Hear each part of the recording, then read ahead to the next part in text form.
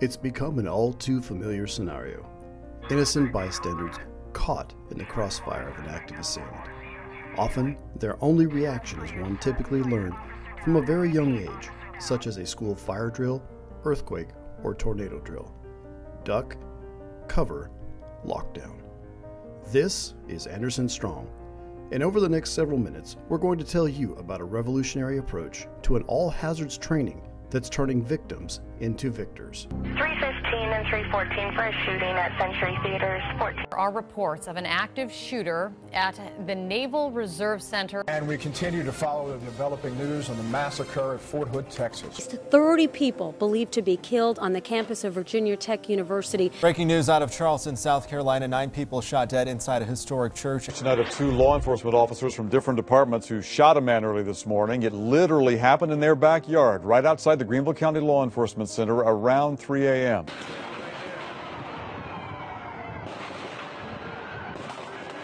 In the aftermath of some of the nation's most horrific acts of violence, the realization that an active assailant situation could occur virtually anywhere provided the impetus for Anderson County Emergency Services to develop a program intent on empowering people who live, work, and play in the area to not only survive a critical incident, but to understand options that can improve the likelihood of their survival. The AndersonStrong Initiative is a multifaceted approach that includes active assailant training, emergency medical responder training, safety walls, and ongoing video instruction. While other programs exist in South Carolina and across the nation, the AndersonStrong Initiative is unique in that it does not offer just a single approach to possible events. Our comprehensive program offers participants access to numerous options that enhance the potential for survivability, not only for the individual, but for those with whom they may be caught in a crisis. More than 2,500 Anderson County residents have participated in the AndersonStrong training program since it officially launched last summer. Partnerships between county council, school staff and district administration, businesses, houses of worship, nonprofits, the South Carolina National Guard, and many other community organizations have been necessary for the program to realize its potential. Those who have already attended come from all walks of life and socioeconomic backgrounds. Most arrive with no understanding of what they are about to encounter, but leave to become the program's greatest ambassador. Actually, I know it's training, but it kind of threw me off because, like you said, I heard a gunshot, but I knew it's training. And I just didn't know what to do. I felt a whole lot better just knowing that you was capable of doing something. I mean, because you never know when a tragic event gonna take place. So I think everybody should be aware of this. So what exactly is the AndersonStrong Initiative? The first aspect is a workshop where participants receive instruction in effective communication to in-house personnel and law enforcement, barricade techniques should lockdown be employed, countering options, evacuation procedures, and basic life support measures. It's not a strict regimen of must-dos, but instead, those receiving instruction gain knowledge and skills that make them capable of self-sufficiency. You don't have to do one step to the other. Just as long as the main thing is to what did it tell you this morning? Survive, evacuate. Leading others to safety and giving aid that will prolong life until more highly trained emergency responders arrive. The second aspect of the AndersonStrong Initiative has resulted in approximately 75 county employees and sheriff's deputies receiving advanced life support certification through the American Safety and Health Institute's Emergency Medical Responder course. The 48-hour course is designed to provide non-EMS responders, including government, corporate, law enforcement, and others, with a level of training comparable to a professional first responder, but not quite as advanced as an EMT or paramedic. The course includes classroom instruction, skills evaluation, and successful passage of a written exam. Not only has AndersonStrong provided a force multiplying effect across the county with an increasingly trained population, but the combination of skilled emergency responders and necessary response equipment means Anderson County is better prepared to handle crisis situations on a level that is second to none. When a cardiac emergency or other critical incident occurs, locating an automated external defibrillator, or AED, can help save a life. To address this critical need, safety walls have been installed in county buildings, schools, businesses, and a host of other locations, including county-owned vehicles. In the 2015-16 fiscal budget, a forward-thinking Anderson County Council earmarked nearly $35,000 to provide not only the training for instructors, but also the resources and supplies necessary to make this program a success. To date, 15 AEDs have been placed across the county in public buildings and county vehicles to ensure critical, life-saving equipment is available to those trained in its use should an emergency arise. Today, Anderson County remains proactive and they received new AEDs, automatic electronic defibrillators. Stay calm. Follow these instructions. They're going to be distributed through the sheriff's office into deputy vehicles. First one. Thank you. They will also be placed in county buildings. It saves lives. Sheila Kaiser is a paramedic and training coordinator for Anderson County. She says the AEDs can help someone before paramedics arrive, and that's why the county is working to get them everywhere. Every minute that you go without CPR or an AED, you have 10% less chance to survive. The AEDs, along with first aid trauma kits, tourniquets, and tactical extraction sleds, provide a versatile cache of rapid emergency response equipment. While there is still much ground to cover in meeting the needs of our community, the AndersonStrong program has made great strides in creating a safer, more resilient community by developing this training and making resources readily available to its citizens. Finally, recognizing that not every person is able to attend a daytime workshop or classes lasting several days, the Emergency Services Division applied for and received a $5,000 grant from the South Carolina Emergency Management Division for the development of an instructional video that will provide a brief overview of options available to persons who find themselves in the midst of an active assailant situation. While this video will not be a complete instructional package, it will provide viewers with vital survival options. The video is scheduled for completion this fall and will be available free of charge to those residing or working in Anderson County. Now that you know what the AndersonStrong Initiative is, let's take a quick look at how it's been implemented. The program started with county employees working in the various departments and eventually captured the attention of members of the South Carolina Army National Guard following the shooting at a recruiting center in Tennessee. In July, I think it was July of 2015, there was an active shooter event at a recruiting center in Chattanooga, Tennessee. Anderson County absolutely stood up. We didn't go to them, they came to us and said, you know what, you have a great National Guard unit. We know you, we work with you, we care about you. We have a class, an active shooter class that we'd like to provide for you. Taylor Jones and his crowd came in.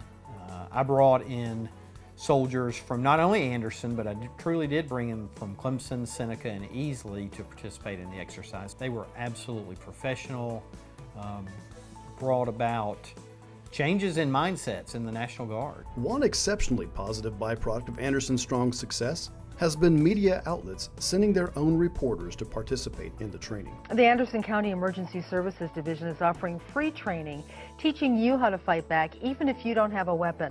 WYFF News 4's Liz Loheis went through that training tonight. The instinct for many is to stay put and obey the shooter. People that freeze in place die. If you had to run, would you know where to go? Jones says situational awareness is key.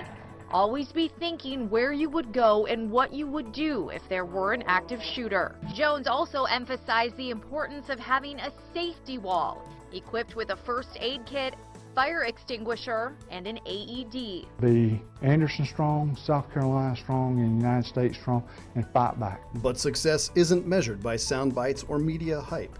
It plays out in the real world where people are impacted on a daily basis in life and death situations. Just 2 weeks after an emergency medical responder class, one student's life was saved at an Anderson area middle school when a quick-thinking school resource officer jumped into action as a student choked on a piece of food in the school's cafeteria. Every day is a busy day for Lakeside Middle School Student Resource Officer Deputy Sean Davis. Walk the halls, check doors, check people walking the perimeter, things like that. And each day, he spends every lunch hour trying to learn the names of his students.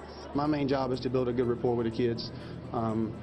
Just try to, if they need me, I'm going to be there for them. Wednesday, he was there at exactly the right time. Normal lunch, noticed a little commotion coming from the end of the table, got up to find out what it was, and I could tell the kid was trying to get something removed from his throat. A piece of cheese became lodged in a boy's throat. Asked him if he was okay, and I could tell he wasn't getting no air. That's when Officer Davis moved quickly. He performed the Heimlich maneuver on the boy 4 times. I think God puts us in places that, you know, if He puts us there, and that's where He needed me at that day. Before the school year, the deputy was trained and certified as an emergency medical responder. And after only 2 weeks in the school year, it's already paying off. The success of the AndersonStrong program hasn't just been limited to law enforcement personnel. In fact, because of the training received by employees of TTI, makers of household name brand products such as Ryobi, Milwaukee, Hoover, Oric, and Dirt Devil, a recent industrial accident resulted in rapid response and immediate evacuations and triage being established almost before emergency responders arrived on scene. Over the years, we've enjoyed a great relationship with the Emergency Services Group. As you might imagine, with an operation our size, there's a number of situations whereas they literally come to our rescue. Most recently, about 3 months ago, we had a significant explosion in one of our laboratories, and they were here almost immediately, and not only helped us manage through that immediate crisis, but also helped us manage the situation throughout the day to get our operation back. Yes, just a couple, 3 months ago, we sent our entire management staff from presidents down through the 4-hour armed assailant training that Emergency Services puts on, and that was time very well spent. Unfortunately, society has changed, and here in the small town of Anderson Society, we're not immune from that. Dealing with the possibility of workplace violence as well as an active shooter is something that we realized that we had to address and had fallen short on that in the past. Well, Taylor and his team came in and did a wonderful a class on that.